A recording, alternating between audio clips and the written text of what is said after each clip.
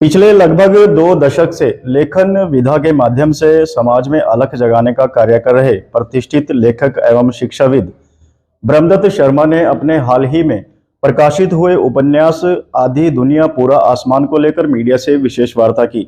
आपको बता दें कि शर्मा द्वारा अभी तक लिखे गए कहानी संग्रहों और उपन्यासों को विभिन्न बड़े मंचों पर सम्मान मिल चुका है।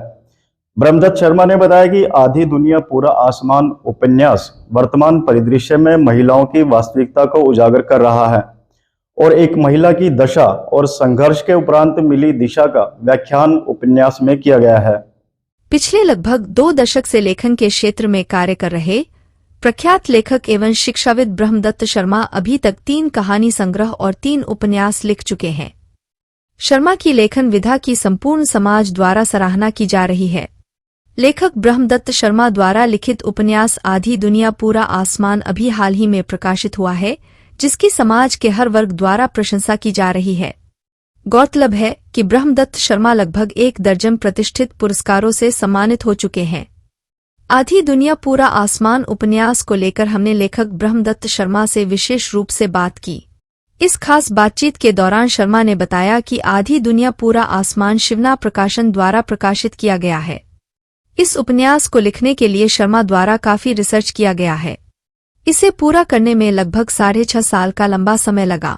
अब तक जो भी लिखा है यह उन सब में बेहतरीन और उनसे आगे का उपन्यास माना जा रहा है। लेखक ने बताया कि उपन्यास किरण नामक एक ऐसी महिला के संघर्षों की दास्तान है जिसका कॉलेज के दिनों में IAS अफसर बनने का सपना था, किंतु माँ बाप जल्दी शादी करके अपनी जिम्मेदारी से मुक्त हो जाते हैं। 2 बेटियां पैदा होने के बाद किरण के लिए बच्चों का अध्याय समाप्त हो चुका है, लेकिन ससुराल को संपत्ति का वारिस और वंश बेल आगे बढ़ाने हेतु हर हाल में बेटा चाहिए। कहानी अब मुंबई शिफ्ट हो जाती है। तैयारी के दौरान उसे छोटी छोटी बच्चियों के बिना अकेले रहना, ससुराल द्वारा वापसी का दबाव, तलाक का मुकदमा, बेटी के एक्सीडेंट, परीक्षा में गला काट स्पर्धा जैसी अनगिनत परेशानियों व मुसीबतों का लगातार सामना करना पड़ता है। 268 पेज के इस उपन्यास में मुख्य कथा के साथ अनेक उपकथाएं भी हैं। प्रख्यात लेखक और साहित्यकार हैं, उपन्यासकार हैं और पेशे से शिक्षाविद हैं। लेखक ब्रह्मदत्त शर्मा जी उनके निवास स्थान पर हैं और मैं बताना चाहूँगा कि ये किसी परिचय के मोहताज नहीं हैं। पिछले लगभग 2 दशक से ये लेखन के क्षेत्र में निरंतर कार्य कर रहे हैं और उनकी लेखनी के माध्यम से अभी तक 3 कहानी संग्रह और 2 उपन्यास इनके द्वारा लिखे जा चुके हैं। और यदि बात करते हैं इनको सम्मान की, तो समाज में अलग अलग संस्थाओं के द्वारा, हरियाणा साहित्य अकादमी के द्वारा, अन्य संस्थाओं के द्वारा इनको कई बार सम्मानित भी किया जा चुका है। सबसे पहले तो पीठासीन अधिकारी जो इनका एक कहानी संग्रह था, उसको लेकर भी समाज में काफ़ी इनकी सराहना की गई, इनकी लेखनी की। और जो श्रेष्ठ कृति पुरस्कार इनको मिला। दूसरा, विश्व हिंदी साहित्य मॉरिशस द्वारा आयोजित एक प्रतियोगिता में इनके कहानी संग्रह को प्रथम स्थान मिला था। उर्मी कृष्ण हिंदी सेवा सम्मान जो कि जनकपुर धाम नेपाल में आयोजित किया गया था। हरियाणा साहित्य अकादमी का हिंदी कहानी प्रतियोगिता में इन्हें प्रथम पुरस्कार दिया गया था। माँ धनपति देवी स्मृति कथा साहित्य सम्मान जो सुल्तानपुर उत्तर प्रदेश में आयोजित हुआ था कार्यक्रम, वहां पर इन्हें सम्मानित किया गया था। अखिल भारतीय डॉक्टर कुमुद टीकू कहानी प्रतियोगिता जो जयपुर में आयोजित की गई थी राजस्थान में, वहां पर शर्मा जी को सम्मानित किया गया। श्री भूषण भारद्वाज एडवोकेट स्मृति साहित्य सम्मान कैथल हरियाणा में आयोजित कार्यक्रम में सम्मानित किया गया। और डॉक्टर महाराजा कृष्ण जैन स्मृति सम्मान शिलोंग मेघालय में आयोजित एक कार्यक्रम में शर्मा जी को सम्मानित किया गया। इनकी लेखनी को सम्मान दिया गया। अभी हाल ही में आधी दुनिया पूरा आसमान एक उपन्यास इनके द्वारा जो लिखा गया था वो प्रकाशित किया गया, जिसकी समाज में लगभग सभी वर्गों के द्वारा, बुद्धिजीवी वर्ग हो या किसी भी क्षेत्र में काम करने वाले लोग हों जो लेखन के क्षेत्र में रुचि रखते हैं या पढ़ने में रुचि रखते हैं, उनके द्वारा काफ़ी सराहना की जा रही है। काफ़ी परिचर्चाएं भी आयोजित की गई हैं। अभी हाल ही में महाराजा अग्रसेन कॉलेज में भी एक परिचर्चा का आयोजन किया गया था, जिस पर तो प्रतिष्ठित साहित्यकार हैं, उपन्यासकार हैं, उनके द्वारा इनके उपन्यास पर मंथन किया गया, एक परिचर्चा का आयोजन किया गया था। इसके अलावा भी लगभग 3 से 4 ऑनलाइन ऐसी परिचर्चाएँ भी आयोजित की गई हैं। सबसे पहले तो शर्मा जी हम आपको बधाई देना चाहेंगे जो अभी वर्तमान में आपका उपन्यास आधी दुनिया पूरा आसमान प्रकाशित हुआ है इसके लिए। तो क्या कहना चाहेंगे सर उपन्यास को लेकर? धन्यवाद सुशील जी। यह उपन्यास मेरा दूसरा उपन्यास है। उससे पहले मेरे 3 कहानी संग्रह आ चुके थे और जैसा भी आपने बताया पाठकों को उपन्यास खूब पसंद आ रहा है, तो अच्छा लग रहा है। जो ये उपन्यास है आधी दुनिया पूरा आसमान, तो इसका जो शीर्षक है उसी से पता चलता है कि इसमें कहीं न कहीं गंभीरता, वास्तविकता और हमारे समाज की आसपास का जो परिदृश्य है उसका समावेश उसके अंदर दिखाई देता है। तो आपने यही विषय क्यों चुना? हाँ, हम लेखक हैं, हमें कोई ना कोई विषय तो लिखना ही होता है। और आधी दुनिया मतलब आधी आबादी, स्त्रियों के बारे में ये उपन्यास है। आधी दुनिया पूरा आसमान, उनको उड़ने के लिए पूरा आसमान चाहिए, जो थीम है उपन्यास का। हमारे समाज में जो इसका मुख्य विषय है उपन्यास का, वो है कन्या भ्रूण हत्या। हमारे जिस इलाके से, नॉर्थ हरियाणा के जिस इलाके से मैं संबंध रखता हूँ और जिस गांव में मेरा जन्म हुआ, और पूरे इलाके में यहाँ पर कन्या भ्रूण हत्या एक आम है। और तो उस पीड़ा को, उस दर्द को मैंने महसूस किया और उसको अपने इस उपन्यास में लिखने का प्रयास किया है। तो मुख्य विषय तो महिलाओं को लेकर ही है, अगर कहा जाए। तो इसके अलावा क्या जो ये पूरा उपन्यास है यथार्थ पर आधारित है या तो कल्पना कुछ होती है, लेखक की कुछ ऐसी कल्पनाएँ भी होती हैं, तो उसके बारे में थोड़ा बताइए?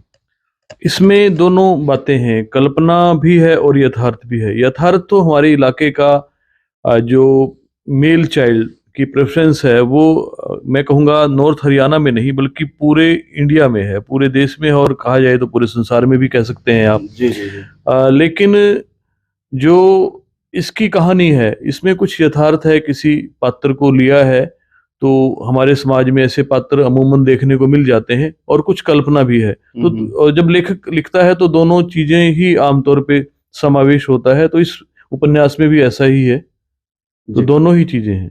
जैसे हमें जानकारी मिली है कि इसको लिखने में आपका काफ़ी समय लगा है, तो कितना समय लगा है इसके बारे में थोड़ा बताएँगे? इसमें सुशील जी काफी समय लगा, और 6.5 साल का समय इसमें लगा। अच्छा। और उस समय लगने की भी कहानी है लंबी, क्योंकि इसको लिखने के लिए मुझे बहुत रिसर्च करना पड़ा जी। कि समाज में जो ये सब हो रहा है तो उसके पीछे कारण क्या है। उसके लिए मैंने जो है पूरा रिसर्च किया। और फिर दूसरा जो पार्ट है इस उपन्यास की कहानी का, जो हमारी नायिका है, जी, जी। वो एक आईएएस ऑफिसर, उसका सपना है आईएएस ऑफिसर बनने का।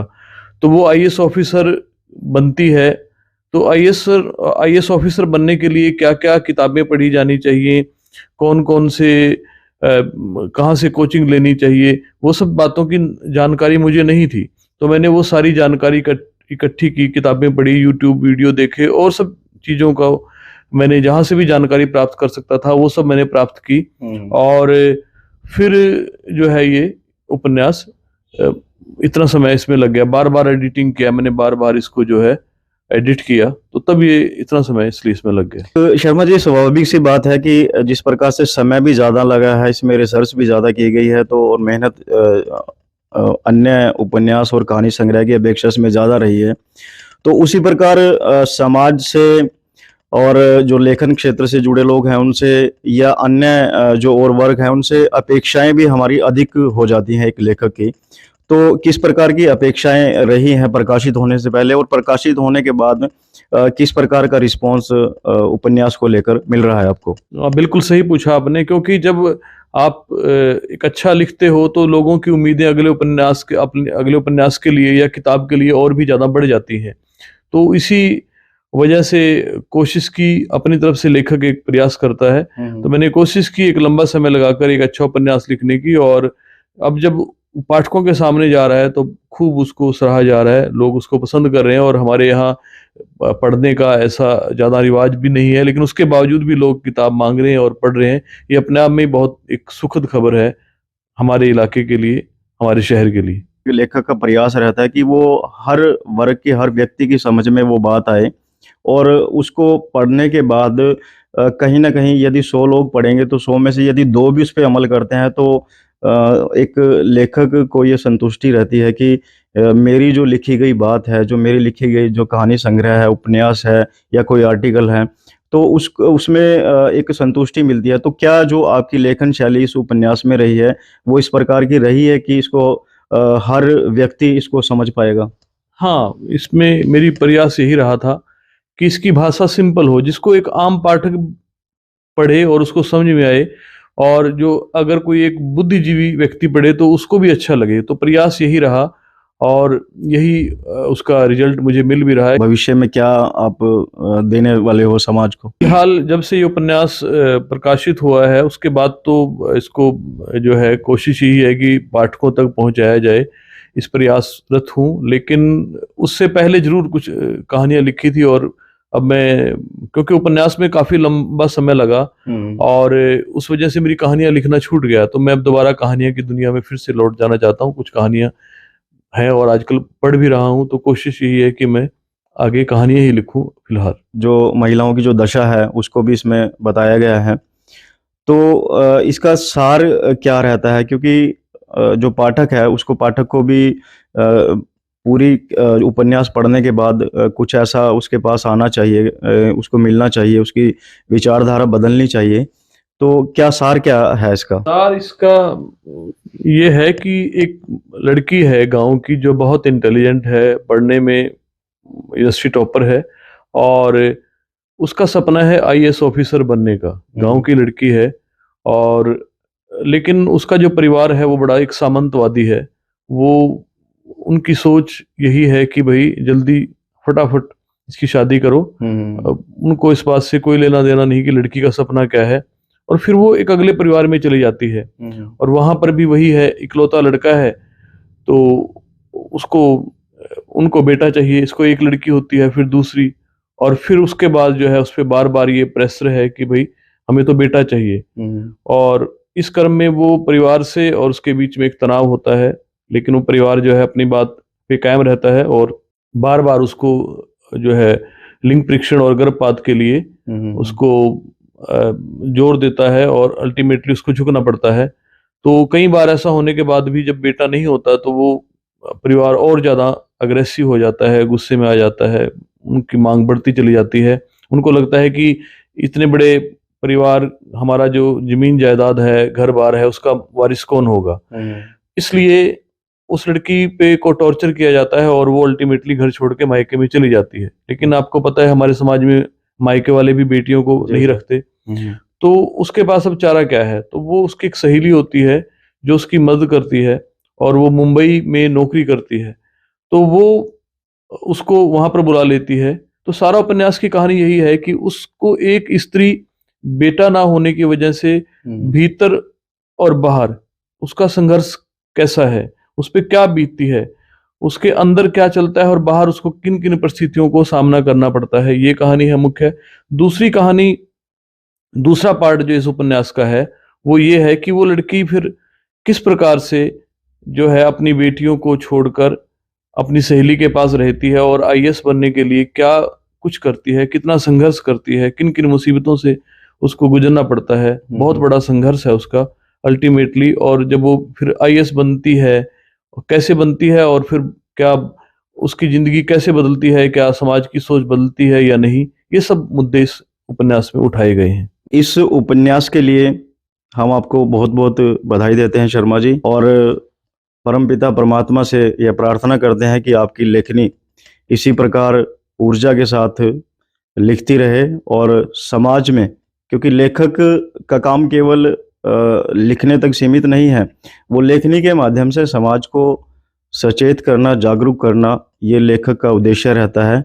और जो उपन्यास है या कहानी है उसमें कहीं ना कहीं वास्तविकता रहती है, और उस वास्तविकता के आधार पर ही समाज को सुधारा जा सकता है, उसमें परिवर्तन लाया जा सकता है।